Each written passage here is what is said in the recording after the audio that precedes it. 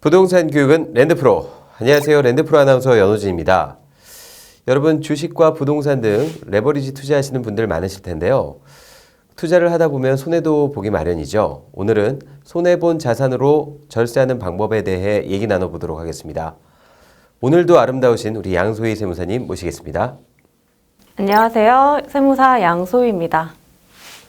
네, 손해본 자산으로 절세할 수 있는 방법이 있다던데 이게 도대체 무슨 얘기일까요? 네, 바로 실제 사례를 보는 게 좋을 것 같은데요. 자, 양정도 씨가 15년간 보유하던 오피스텔이 있었는데 이거를 팔아서 3억 원의 양도 차익이 났습니다.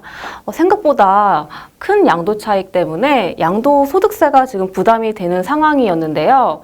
그러던 중에 그 세무사와 이런 고민을 하던 중에 그 보유 중인 상가가 1억 원이나 떨어져서 안 그래도 지금 손해가 큰데 이 양도세까지 부담이 너무 많이 된다라고 이야기가 나온 상황입니다. 그렇다면 3억 원 이득을 받고 지금 1억 원 손해를 봤다는 얘기인 거잖아요. 네, 맞습니다. 지금 이 3억 원 양도 차익이 난 오피스텔을 지금 팔려고 하시는 상황이고 지금 상가는 팔려고 하지는 않고 있지만 지금 현재 시세가 1억 원이나 떨어져서 좀 걱정을 하고 있는 상황인 거죠. 자, 이때 이제 세무사가 이 얘기를 듣고 이렇게 제안을 하게 됩니다.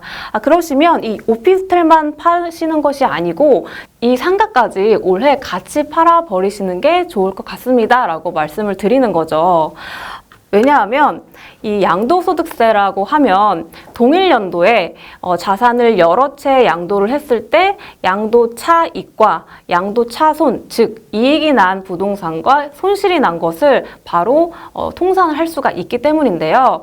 자, 먼저 오피스텔만 한 채만 양도한 상황을 보도록 하겠습니다. 양도 차익이 아까 말씀드렸다시피 3억 원이고요. 거기에 장기 보유 특별 공제라고 해서 15년간 보유한 그만큼의 공제를 해주고 그 다음에 1년에 한 번씩 받을 수 있는 기본공제 250만 원을 제외하면 38%의 세율 구간을 적용을 받아서 결과적으로 산출세액이 6천만 원 정도 나오는 상황인데요. 자, 이때 동일 연도에 1억 원의 손이 난 이 상가와 같이 양도하는 경우를 한번 보도록 하겠습니다. 자, 이때 보시면 3억 원 전체가 아니고 이 1억 원과 상계가 되고 그 다음에 이 3억 원에 대해서 장기보유 특별공제를 적용을 받습니다.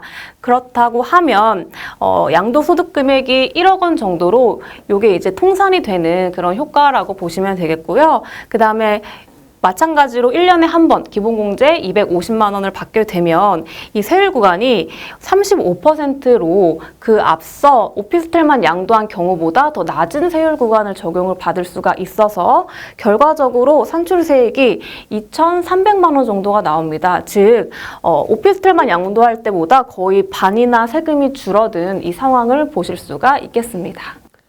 네, 그러니까 시세 차익만 생각을 할 게 아니라 시세 차익에 손해 본 걸 합산을 해서 그 소득세를 계산을 하면은 절반 이상으로 줄어들 수 있다 이 말씀이신 거죠? 네, 맞습니다. 그렇다면 그 합산할 때 주의할 점은 어떤 것들이 있을까요? 네, 보시면 지금 우리 양도소득세 과세 대상 자산이 나누어져 있는데요. 첫 번째, 부동산 등이 있고요. 그다음 두 번째, 주식이 있습니다. 그리고 마지막으로 기타 자산, 즉 회원권이라고 해서 그 골프 회원권이라든지 뭐 헬스 회원권 이런 것들이 있는데요. 이 부동산 등과 이 회원권을 같이 묶어서 합산을 할 수가 있고 그 다음에 주식은 주식끼리만 합산 신고를 할 수가 있습니다. 즉 그 물건에 대한 종류에 따라서 합산을 할 수 있는 자산 종류가 따로 정해져 있다라는 겁니다.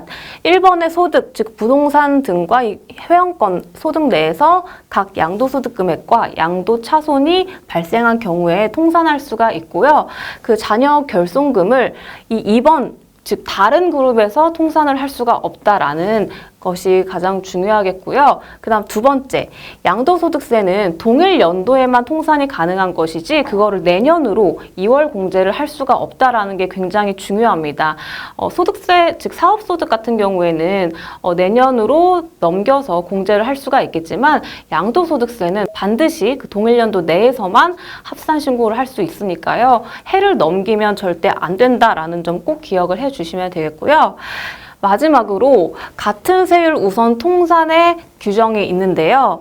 양도 차손이 발생한 자산과 우선 같은 세율을 적용받는 자산을 먼저 통산을 하시고 난 다음에 그러고도 나머지 금액이 있다라고 하면 다른 세율을 적용받는 자산의 양도소득 금액과 통산을 합니다. 즉, 첫 번째로 같은 세율 먼저 통산을 하고 두 번째로 그 남은 금액에 대해서 다른 세율을 적용받는 자산과 통산을 할 수 있다라는 점 정도를 기억해 주시면 좋을 것 같습니다.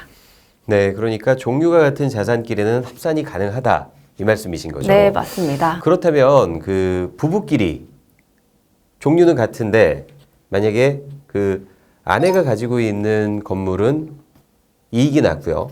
남편이 가지고 있는 건물은 손해를 봤다. 이런 경우에도 합산이 가능합니까? 네, 원칙적으로 양도소득세는 인별 과세기 때문에 그 사람별로 소득 금액을 계산합니다. 즉, 남편과 아내는 부부이기는 하지만 다른 사람이기 때문에 통산이 되는 것은 아닌데요. 이렇게 통산을 가능할 수 있도록 하는 방법을 제가 소개를 해드리고자 합니다. 자, 말씀하셨다시피 그 남편 같은 경우에는 5월 달에 상가를 양도했습니다. 이때 이 상가가 양도 차손, 즉 1억 원의 손해가 난 상황이고요. 그 다음에 아내가 10월 달에 토지를 양도했는데 이때는 이익이 나서 2억 원의 양도 차익이 있는 상태라고 보도록 하겠습니다. 자, 원칙적으로는 당연히 사람이 다르기 때문에 이 손해와 이익을 합산을 할 수가 없겠지만, 자, 이런 방법이 있다라는 겁니다. 통산할 수 있는 방법이 존재하는데 이거는 이따가 소개해드리도록 하고요. 먼저 원칙적으로 각각 양도할 때 세금이 얼마나 나오는지부터 짚고 넘어가도록 할게요. 첫 번째, 남편이 5월 달에 그 손해본 자산을 양도했을 때는 당연히 손해가 났기 때문에 양도소득세는 하나도 없습니다. 그 다음에 10월 달에 아내가 그 이익이 난 자산에 대해서 그 양도세를 계산할 때 산출세액이 4천만 원 정도 나오게 됩니다. 자, 이러한 상황이 원래 원칙적인 상황이었고요. 그렇다면 이거를 어떤 식으로 통산을 할 수가 있느냐.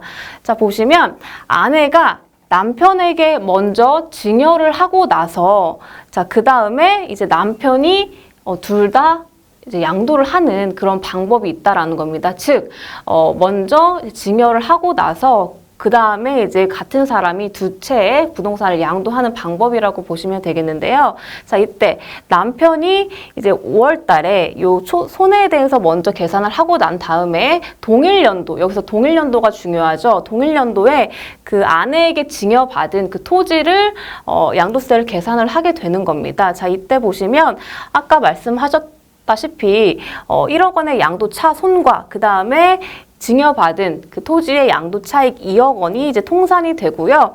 그렇게 되게 되면 이제 합산했을 때 양도 소득 금액이 6천만 원이 되게 되고 그 다음에 기본공제 제외하고 이제 세율을 적용하게 되면 24%를 적용받게 되고 결과적으로 이 두 채 모두 합쳐서 산출세액이 850만 원 정도 나오죠. 즉 남편과 아내 각각 양도했을 때는 4천만 원이 넘었지만 지금 증여 후 양도할 때는 굉장히 세금이 많이 줄어든 것을 확인할 수가 있습니다. 여기서 주의하실 점은 뭐냐면 아내가 남편에게 토지를 증여했을 때는 또 남편이 이제 증여세를 부담을 하게 되고요. 그 다음에 다시 취득세까지 남편이 내게 되니까요. 그 점을 주의를 해주시면 되겠는데요. 보시면 취득세가 대략적으로 4% 적용을 했을 때 1,200만 원 정도가 나옵니다. 근데 이 취득세를 고려한다 하더라도 합쳐도 그 전에서 보셨던 그 사례보다는 훨씬 더 적은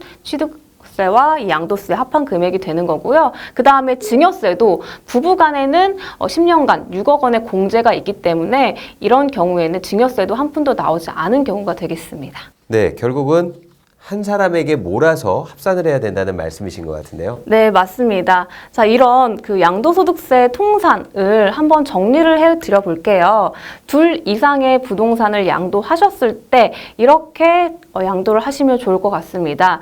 자, 먼저 둘 다 양도 차익이 난 경우에는 같은 연도에 팔면 요거를 다 합쳐서 합산 신고되기 때문에 더 높은 세율 구간을 적용받게 되겠죠. 즉 이렇게 둘 다 양도 차익이 난 경우에는 굳이 동일 연도에 양도하는 것보다 잔금을 뭐 내년으로 다시 설정을 한다라든지 그런 방법으로 소득을 분산시키게 되면 더 낮은 세율 구간을 적용받기 때문에 더 유리하고요. 그 반대의 경우, 즉 하나의 부동산은 차손이 나고 하나의 부동산은 이익이 났다라고 하는 경우에는 동일 연도에 같이 양도하는 것이 통산하는 효과가 있기 때문에 훨씬 양도소득세에서 유리하겠습니다.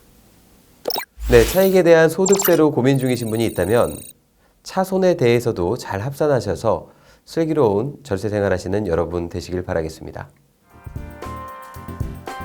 배우고 투자하면 실패하지 않습니다. 저희는 다음 시간에 더 유익한 콘텐츠로 여러분 찾아뵙도록 하겠습니다. 시청해주신 여러분 감사합니다.